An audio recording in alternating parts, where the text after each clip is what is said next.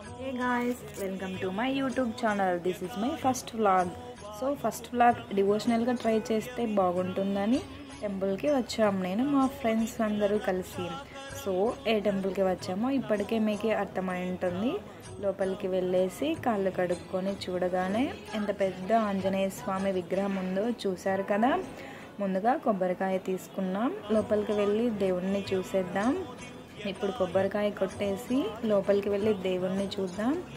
చూశారు కదా ఆంజనేయ స్వామి టెంపుల్ ఎంత అందంగా ఉన్నారో. అలాగే దేవుడికి దండం పెట్టుకొని ప్రదక్షిణలు చేసి వద్దాం.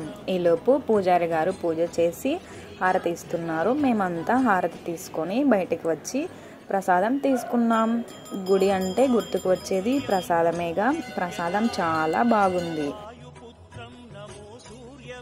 ఏంటి దద్దోజనం తీసుకొని వేరే ప్రసాదం చూపిస్తున్నా అనుకుంటున్నారా? మరేం లేదండి, దద్దోజనం అయిపోయింది. అప్పటికే టమోటా రైస్ పెడుతున్నారు, మరి అది కూడా టేస్ట్ చేయాలిగా, అందుకే అది కూడా తెచ్చుకొని తినేసాం. సరే, ఇంకా ఆంజనేయ దేవుణ్ణి చూసాం కదా, పక్కనే ఉన్న శివుడి దగ్గరికి కూడా వెళ్ళి దర్శనం చేసుకొని వద్దాం. స్ట్రైట్గా వెళ్తే శివుడి టెంపుల్ చూశారు కదా, ఇదే అండి శివుడి టెంపుల్. సరే లోపలికి వెళ్ళి చూద్దాం. మరి ఇక్కడ కూడా ముందుగా ఆంజనేయ స్వామి ఉన్నారు. శివుడు అంటే ముందుగా గుర్తు వచ్చేది నందీశ్వరుడే కదా.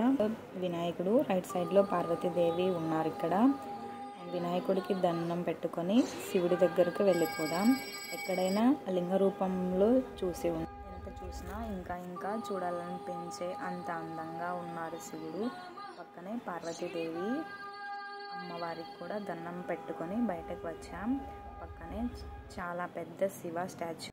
టైం కాబట్టి అంత క్లియర్గా లేదు, మార్నింగ్ టైం మాత్రమే అలౌ చేస్తారు. రిటర్న్ వస్తుంటే దారిలో కొత్తగా కట్టిన ఎల్లమ్మ దేవత టెంపుల్కి వెళ్ళి దండం పెట్టుకొని వచ్చేసాం.